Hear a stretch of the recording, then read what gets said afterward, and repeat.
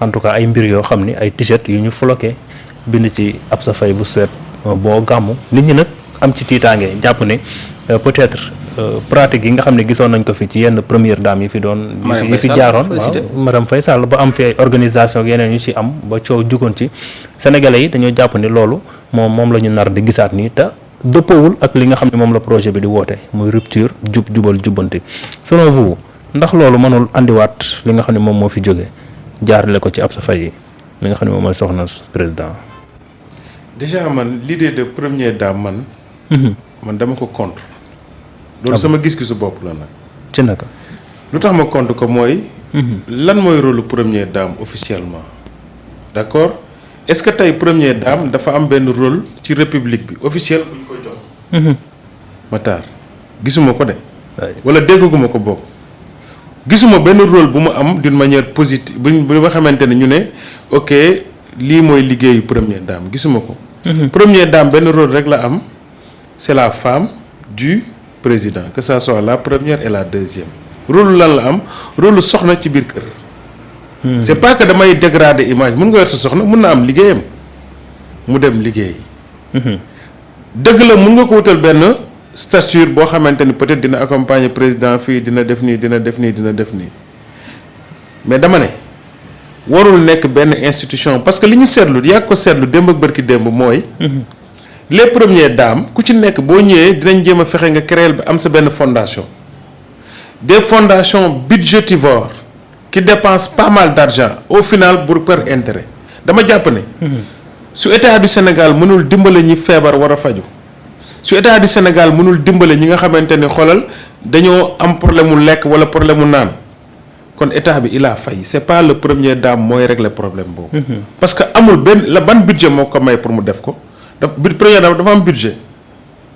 dégguma ko. mais ñun dañuy xalaat. on réfléchit à tout ça d'une manière sereine et quand on y réfléchit d'une manière sereine en tant que patriote on se dit mais il y a quelque chose qui tourne pas rond première dame si bu demee faju dimbale nit loolu suñu tradition la baax na. mais dimbale ko sa alal te yaakaaruma première dame am na liggéey na fi ci liggéeyam bokk xamul lu muy liggéey de. mais yaakaaruma ne am na liggéeyam bu ko permettre mu mën a génnee certaines mots loolu benn contexte la. quel que soit nag mu nekk première dame nekk deuxième dame ñoom ñëpp. pour man képp kum ci munti doon expliquer nañu ban budget la am bu ko permettre mu war a mun a dem di jënd parce que gis nañ fi madame Faye Sall. avant madame Faye Sall gisoon nañ fi madame Viviane Wade. avant madame Viviane Wade gisoon nañ fi madame président Abdou Diouf. ñoom ñëpp benn fonctionnement la parce que fii dafa am ñoo xam ne. yàkkamtiwuñu du première dame ñëw dugg si nga am président bu bees ba ñu ñëw song ko genre góor ñoo xam ne naan la woy monter sa fondation monter uniquement mu nekk benn genre ni ñu koy benn genre coffre-fort derrière. bu ñuy permettre di atteindre président wala ñuy atteindre seen propre objectif mais gis nañ fi fondation Marème Faye Sall combien d'argent moo fi ñëw jaar si moom loxoom. wax ma rek Marème Faye Sall ba mu fi toogee ba mu fi jógee li mu fi dépensé si morning dund kan la amélioré. amoon ay ministres yoo xamante ne dañu toogoon naan buñ leen falee ci bopp buñ leen falee ministre si moom moo tax Marème Faye Sall moo tax di gërëm Marème Faye Sall. donc pour man Mass. war nañu xoolaat l'ingérence et l'implication de la famille dans la gestion de l'État. dans la gestion de l'État. parce que un première dame il faut aussi ñun ñu delluwaat ku ci nekk nga toogaat sa place. pour remettre le mosquée au milieu du village.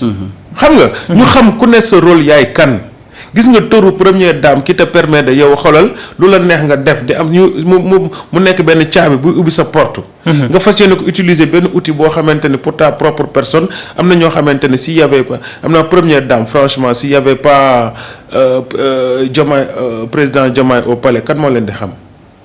kenn xam kenn. et donc aujourd'hui ils n'ont pas le droit nañu dimbali seen jëkkër.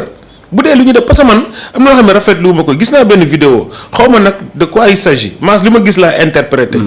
donc j'ai vu benn vidéo boo xam ne benn délégation bu dem Tivaouane y avait au moins combien de véhicules. ah oui. ay 8 y en avait au moins entre 10 et 9 ay motards dar leen ci yow ti loo xamante ne amoo benn fonction imaginez consommation essence bi ñaata la combien d'argent t'as dépensé. pourquoi yow sax am nga droit dem mais demal ak sa cëggu guy taala sa benn oto nga dem. gis nañ bërki démb président Ousmane Sonko bi muy ñëw di jaale ji fële ci Darou Moussi.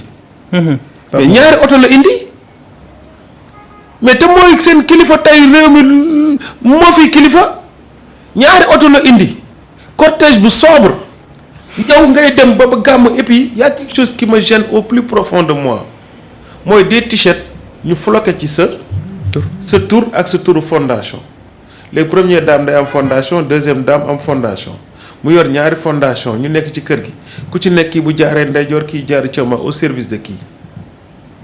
mais il paraît que collectif bi nee nañ c'est indépendant ci la ñu xamal ñu def initiative boobu. ñu def initiative bi c'est indépendant.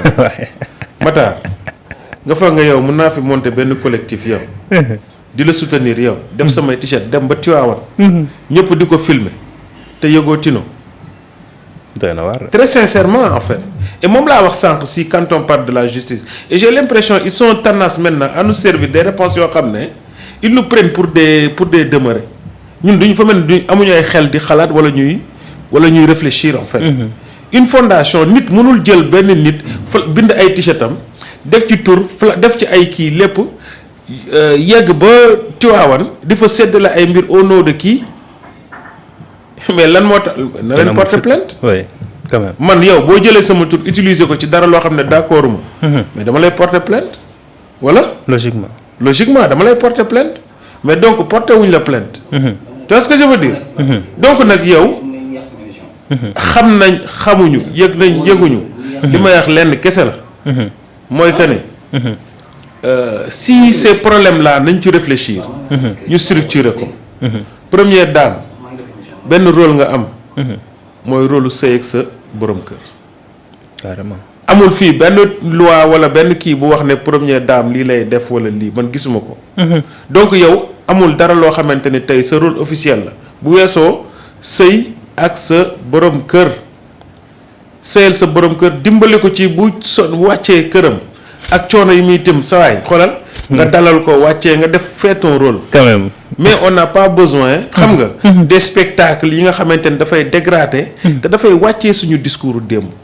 oui. Et quand je vois certains actes je dis que ils rendent pas service au président de la République. oui quand même. Ils rendent pas service au président de la République parce que nit ñi lan la ñuy wax. mais lii lañ fi doon bañ démb ak bërki démb ñu ngi koy def. nit ñi kenn moomu leen te Sénégal nag naa la wax leen mooy li Mass wax sànq nit ñi dañoo yeewu jeunes yi dañoo yeewu. on n'est plus dans l'antiquité boo xamante ni les politiciens lu ñu wax ñu ne gongo fii wax na ko léegi ñun on parle pas pour camp wu Diomaye camp wu Sonko non benn camp moo fi am muy Sénégal. ak camp wu projet bi. xam nga li ma la. lépp lu ñu jàpp ne boo ko waxee di nga def di nga dimbale projet bi dañ koy def wax comme ni ñu ko doon defee démb ak bërki démb. parce que dañ doon wax démb aussi. ñu tàmbali ñu wax tey. donc dañ doon wax pour projet bi taxaw bu projet bi taxaw lépp lu ñu jàpp ne lii da koy yàq tamit dañ naan sama gars yi moytu leen lii. et donc je pense que ni lii ça sert pas le projet man boobu jàpp naa ne. war nañu ñoom mën a waxtaan structurer waat mbir yi ba nga xam ne. genre mésaventure yi. maanaam ñu jéem ko éviter nga xamante ni tey li sénégalais yi bëgg dëggantaan sénégalais yi ay première dame deuxième dame frégué wu leen. bañ na ko ba première dame deuxième dame fan la am ci dëkk tubaab bi la am. ñun fii. lan la da ngaa nekk ak sa borom kër di sëy ak moom sëy ba nga nekk di sëy ak sa borom kër dimbale ko ci sëy ba. day nekk di liggéey yow bu dee da nga am sa liggéey demal nga liggéey sa liggéey boo jógee sa liggéey sa nga ñëw gérer sa waa sa gàlle comme ni nga ko war a gérer. bu sa borom kër ñëwee nga dimbale ko wax dëgg yàlla mu noppalu. ci comment dire ci liggéey ba mu liggéeyal. moo gën nga koy yokk quand même moo gën nga koy yokk. jafe-jafe wala nga koy jaxase ak askan bi parce que lii tey mën na andi waroo parce que dañuy jàpp ni le président Bassirou Diomaye Faye moom moo ci war a jël ay responsabilités am wax ak moom. ni ko lii moo war a am. parce que moom mooy le président de la république te mooy aussi borom këram yow nan nga gisee taxawaayu première dame Absa Faye ci gàmmu gi li nga xam ne boo gis nañ ko ñu bind ko ci ay t-shirt. waaw mel ni moom moo jiite mbir boobu. xam nga vraiment. dafa am loo xamante ne. ñu dañoo xeex pour rupture am. ñu gisoon fii Marème Faye Sall ak son ingérence dans les affaires de l'État. oui Marème Faye Sall dem ba am maxam di fal ministre. Marème Faye Sall dem ba di politique du dugg ci lu n'importe quoi créer ci fondation boo xamante ne bi muy dem dañ ko dissoudre te war nañ enquête ci loolu. oui ñun ñu ne dañu bëgg li fi amoon du fi amaat. liñ doon gis muy népotisme liñ doon gis muy ingérence de la famille dans les affaires de l'État. waaye vraiment deuxième dame war na wàññi coow li ak wax ci. xam nga waxuñu dañuy limiter les premières dames pour ñu def ay action sociale wala pour ñi dimbali orphelinat yi waaye nangam sangam mais nañ ko def ci suuf parce que dafa am loo xamante ne nit ñi mënatuñ koo concevoir que maay deuxième dame tey ma wax fii tey ñu gis la ci programme alimentaire mondial te ñu gis la ci beneen affaire te ñu gis la ci ay t-shirt yu ñu bind ñu naan deuxième dame Absa Faye ak nangam non attention dafa am loo xamante ne c'est les affaires de l'État. te dafa am loo xamante ne dañ ko fi gisoon dund ko ak Marème Faye Sall bëggatuñu koo dund. comprendre nga. ah man li ma bëgg mooy. que première dame deuxième dame. ñu am fu ñu yam am ay limites. am ay limites parce que li fi amoon bëgguñu ñu amaat fi. faluñu première dame. faluñu deuxième dame. njiitu réew mi la ñu fal. faluñu ay soxnaam. carrément. donc foofu nag dama bëgg aussi attirer l'attention du président de la République. que am na loo xamante ne image yoo xamante bu ñu ko gisaat tey vraiment suñu xel dafay ñaaw. suñu xel dafay am fu mu jëm. donc il faut que ñoom ñu leeral askan wi seen paquet d'activité lan la ak lan mooy seen limite. y a des images yoo xamante ne on veut plus voir ces images là. oui que ngay première dame que ngay deuxième dame. te nag lu ci bëri deuxième dame bi la ñuy dégg nag. deuxième dame bi la ñuy dégg. donc foofu dañuy attirer l'attention du président de la République aussi ki ko mu jël ay responsabilités parce que amoon na ci parce que image yi daf image yi. du yàqal rek première dame de wala du yàqal njiitu réew mi Pastef la yàqal. image bi ñu gis ñu naan ay t-shirt Absa Faye ak ay Absa Faye bu seet la bu ma gàmmoog yàqalul rek président yam fi Pastef la yàqal. carrément. parce que président de la République c'est un membre du Pastef. ba léegi. donte instance Pastef da ci démissionné. léegi nañu yem ci jàppale seen jëkkër ci suuf. wala bu ñu def ay actes sociaux. kay dem ci orphelinat yi nangam nañ ko def jarul vidéo jarul dem première dame nangam parce que dafa am lu fi amoon déjà. première dame il peut faire parce que sénégalais la. mën na am ay activités professionnelles yu mu war a def mais mën na ko def. mais pas ñi dem gàmmu dégg ñu naan Absa Faye bu vous êtes le bon gàmmu ay bitéelu ndox Absa Faye ay nangam Absa Faye loolu quand même wax dëgg yàlla. loolu daf ñuy fàttali Marème Faye Sall. loolu dafa am fu mu ñu yóbbu. donc il faut que ñu créer leen ay limites à ne pas dépasser. que ñu xam ne wax dëgg yàlla seen borom kër jàppale ko lu yàlla la parce que comme borom kër di ko jàppale. yaa ngi dégg waaye nag du ci mbiru politique. du ci mbir moo xamante ne da ngay fësal sa bopp. ba mu ëpp. parce que day am lu mu nuru. waaw te par respect bëgguñu dugg ci yooyu. waaye dañu bëgg les premières dames ak les deuxièmes dames parce que troisième dame sax mën na fi am tax président mën na xëy takk ñetteel loolu diina may na ko. mais il faut que ñu am un garde-fou boo xamante ne aussi ñoom xam nañ ne lii limite la bu ñu war a dépasser. parce que Pastef dafa ñëw woote rupture. dafa ne dañu ne li amoon du amaat de. ay Marème Faye Sall mi sedde la xaalis fii ay convoi topp ko dar ko ñu naan kuy dem ñu naan Marème Faye Sall. ah non loolu bëggatuñ ko gis. loolu bëggatuñ ko gis il peut faire des actions mais dans la sobriété. sobrement discrètement ñu def li seen activité sans pourtant créer benn engouement benn rush. parce que loolu noonu la Marème Faye Sall doon def te lépp lu ñu doon def ñun dañ ne noonu duñ ko def parce que loolu rafetul ci kanamu Sénégal. kon nag pour wax dëgg rek. nañu am ay limites parce que sinon rupture bi ñuy wax ak nangam dañuy dem ba nit ñi seen xel dañ naan ah mais li fi nekkoon moo fi nekkaat ñun nii lii fi nekk nii taxul woon ñu xeex. donc na président waxtaan ak ay soxnaam li yëpp lu ñuy def nañ ko def dans la sobriété. carrément jarul ay convoi jarul ay nangam jarul ay bitéelu Absa Faye ak bu keneen ki mën naa xëy bitéelu nangam wala keneen nangam sangam. ko donc dañu bëgg ñu jël seen responsabilité rek nga wax ak seeni soxna ñu am ay limites.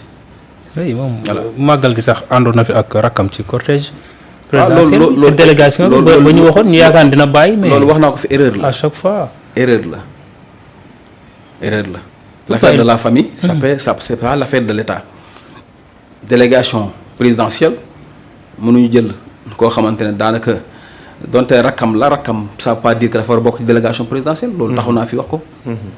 du yoon que jabar Cheikh Omar yëpp di ànd ak bokk ci délégation bi dëgg du yoon.